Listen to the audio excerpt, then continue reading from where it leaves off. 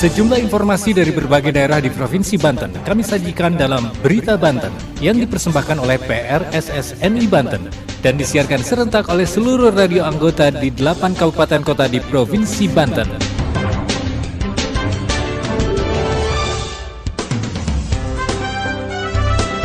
Anda kembali bersama kami di Berita Banten PRSSNI Banten edisi hari ini, Kamis 4 Januari 2024.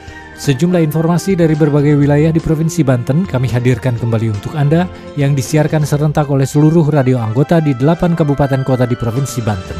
Dan inilah informasi utamanya. Tingkat okupansi hotel, restoran, dan tempat wisata di Kabupaten Pandeglang mencapai 90% lebih pada libur Nataru. Dinas Ketahanan Pangan dan Pertanian Kota Cilegon melalui Pusat Kesehatan Hewan gencar lakukan vaksinasi rabies. Sejumlah pemuda yang sedang mabuk mengeroyok seorang anggota polisi di Tangerang Selatan. Rumah Sakit Derajat Prawira Negara atau RSDP Kabupaten Serang lakukan penyesuaian tarif layanan. Bersama saya Aldi Akbar, inilah Berita Banten selengkapnya. Pendengar, PHRI Kabupaten Pandeglang menyampaikan tingkat okupansi kunjungan hotel, restoran, dan tempat wisata di Kabupaten Pandeglang mencapai lebih dari 90% pada masa libur Nataru yang lalu. PHRI optimistis pada tahun 2024 mendatang, tingkat okupansi akan lebih meningkat karena didukung pembangunan infrastruktur seperti jalan tol yang akan rampung pada pertengahan tahun 2024 ini. Berikut laporan Kang Subuh dari Radio Muara Paranti Pandeglang. Tingkat okupansi hotel dan kunjungan restoran serta objek wisata di wilayah Pandeglang pada libur Natal dan Tahun Baru 2024 mencapai di atas 90%. Hal tersebut disampaikan Ketua Perhimpunan Hotel dan Restoran Indonesia (PHRI) Kabupaten Pandeglang, Widi Asmanto. Widi bersyukur selama masa liburan Nataru, yakni mulai dari tanggal 22 Desember hingga 2 Januari 2024 kemarin, suasana cukup kondusif dari faktor cuaca dan keamanan dirasa lebih baik dibanding tahun sebelumnya. Jadi kita patut bersyukur Pak, puji syukur alhamdulillah 2023 sudah kita lewatin dan pergantian tahun di 2023-24 alhamdulillah juga berjalan dengan aman ya, relatif lebih aman. Gangguan-gangguan baik itu cuaca dan sebagainya saya pikir juga tahun ini jauh lebih baik dan mudah-mudahan juga 2024 ini akan lebih baik juga walaupun memang tantangannya nggak ringan ya di 2024 salah satunya katanya juga tahun politik dan sebagainya. Widi menjelaskan kelancaran tersebut dikarenakan kerjasama dari berbagai pihak serta peran aktif pelaku wisata dalam mempersiapkan momentum Nataru tersebut secara optimal. Di antaranya dengan secara masif memberikan informasi dan edukasi kepada calon wisatawan mengenai kondisi cuaca dan akses infrastruktur menuju kawasan wisata di Selat Sunda. Sementara itu, dari jumlah kunjungan wisatawan yang berkunjung, Widi memperkirakan putaran uang selama masa liburan Nataru ini sekitar di atas 30 miliar rupiah. Angka persisnya mungkin saya kurang paham ya, karena memang UMKM maupun objek-objek wisata ini karena memang perlu juga dievaluasi ke depan. Tapi kalau melihat tingkat kunjungan, perkiraan kami perputaran uang itu ya saya pikir bisa lebih dari 30 ya. Mungkin lebih dari 30 miliar kali ya. Tapi itu bukan satu hari, 2 hari di tanggal 33, tapi palingnya dari mulai tanggal 22 sampai tanggal 2 barangkali ya. Widi optimis pada tahun 2024 mendatang, kunjungan wisatawan akan semakin meningkat. Mengingat tahun 2024, pembangunan jalan tol Serang Panimbang yang menyisakan separuh jalan tersebut akan selesai dibangun pada pertengahan 2024. Namun demikian, dirinya berharap ada evaluasi bersama pemerintah daerah dalam memaksimalkan momentum liburan dalam meningkatkan perekonomian masyarakat di sekitar. Demikian Kang Subuh dari Radio Muara Paranti Pandeglang melaporkan untuk Berita Banten. Pendengar, Rumah Sakit Derajat Prawira Negara atau RSDP Kabupaten Serang melakukan penyesuaian tarif layanan untuk pasien dengan kenaikan 30 hingga 40% dari tarif sebelumnya. Penyesuaian tersebut seiring dengan diterbitkannya peraturan daerah tentang pajak dan retribusi daerah dan juga untuk mengimbangi kenaikan biaya operasional. Berikut laporan Siska Purnama Dewi dari Radio Prima FM Serang. Rumah Sakit Umum Daerah Dr. Derajat Prawira Negara atau RSDP Kabupaten Serang melakukan penyesuaian tarif pelayanan kesehatan untuk pasien dengan kenaikan tarif retribusi sekitar 30-40%. Kenaikan seiring diterbitkannya Peraturan Daerah atau Perda Nomor 5 Tahun 2023 tentang pajak dan retribusi daerah selain untuk mengimbangi kenaikan biaya operasional di rumah sakit. Usai acara sosialisasi tarif pelayanan kesehatan RSDP di Aula RSDP Jalan Kimas Jong, Alun-Alun Kota Serang pada Jumat 29 Desember 2023 lalu, Direktur RSDP Dr. Gigi Agus Sukmayadi mengatakan sudah 10 tahun terhitung sejak 2013 RSDP belum melakukan perubahan pola tarif. Padahal kata Agus melihat perkembangan rumah sakit yang sangat pesat, di mana RSDP juga sudah bisa menangani pasien yang seharusnya dirujuk ke rumah sakit rujukan di Jakarta, harus ada penyesuaian tarif terjadi kenaikan biaya operasional di rumah sakit. Sejak tahun 2013, pola tarif ini kan berdasarkan Perda Nomor 43 Tahun 2013.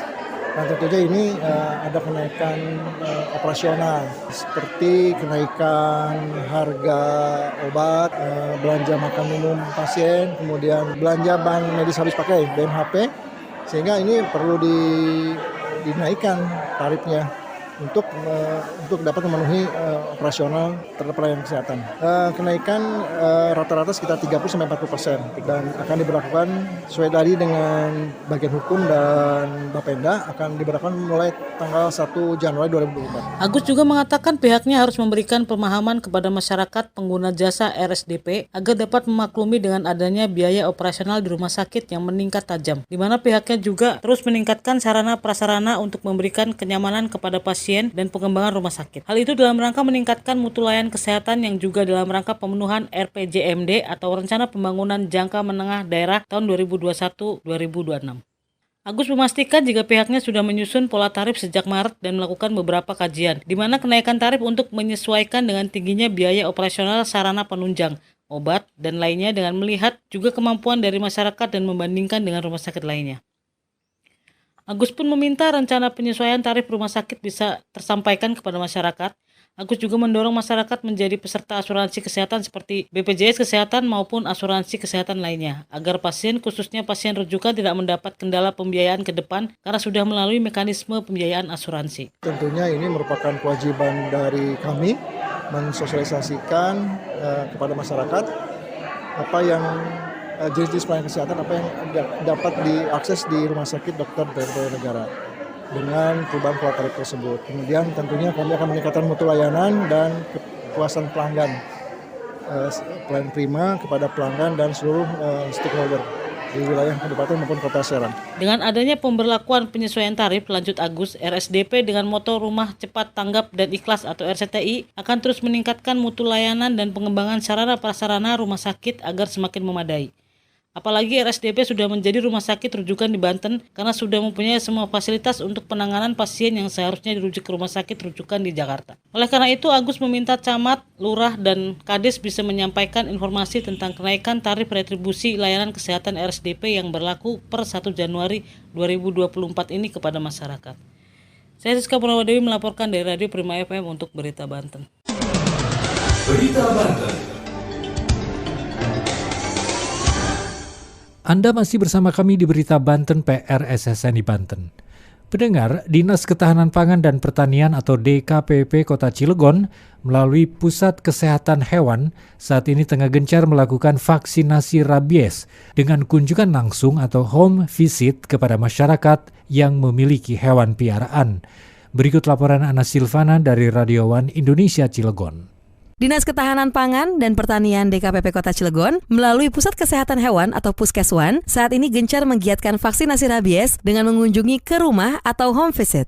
Dokter hewan berwenang pada DKPP Cilegon, Dina Safitri mengatakan, home visit vaksinasi rabies yang diprioritaskan untuk hewan pembawa rabies atau HPR seperti anjing, kucing, kera, dan musang. Dijelaskan Dina, pada program tersebut, masyarakat atau pemilik hewan cukup mengirimkan nama dan alamat melalui via WhatsApp yang tercantum di Puskeswan DKPP Cilegon. Selanjutnya, setelah mengirimkan permintaan, tim Puskeswan akan mengkonfirmasi permohonan owner untuk home visit. Menurutnya, pencegahan dan pengendalian penyakit melalui vaksinasi rabies adalah strategi paling efektif dalam mencegah penyebaran penyakit rabies di Kota Cilegon. Untuk itu pihaknya mengimbau kepada masyarakat yang memiliki hewan HPR agar segera mendapatkan pelayanan kesehatan dan vaksinasi rabies secara gratis di Puskeswan Cilegon. Diketahui dalam giat home visit itu, tim kesehatan hewan DKPP dibantu oleh 2 dokter hewan non-ASN dan berhasil memberikan vaksinasi kepada 95 ekor hewan. Sekian berita kali ini, saya Ana Silvana dari Radio Indonesia melaporkan untuk Berita Banten.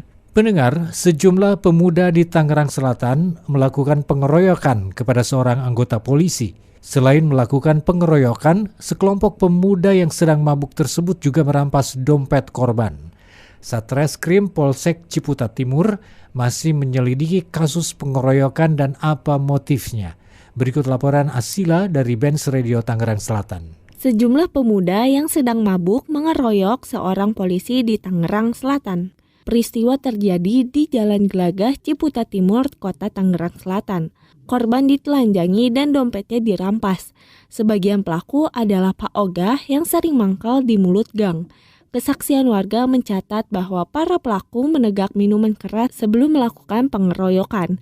Kejadian sulit dilerai karena ada yang memutarbalikkan fakta dan meneriaki korban pencuri. Warga membenarkan pengeroyokan terhadap polisi namun belum mengetahui penyebabnya. Satreskrim Polsek Ciputat Timur masih menyelidiki dan menyebut cekcok mulut sebagai pemicu. Jumlah pelaku bertambah hingga lebih dari 7 orang dan menyulitkan warga lain untuk meredakan situasi. Saya Asila dari Benz Radio 106,2 FM melaporkan untuk Berita Banten. Demikian sejumlah informasi yang telah kami sajikan untuk Berita Banten kali ini. Saya Aldi Akbar, sampai jumpa. Terima kasih Anda telah mendengarkan Berita Banten yang dipersembahkan oleh PRSSNI Banten.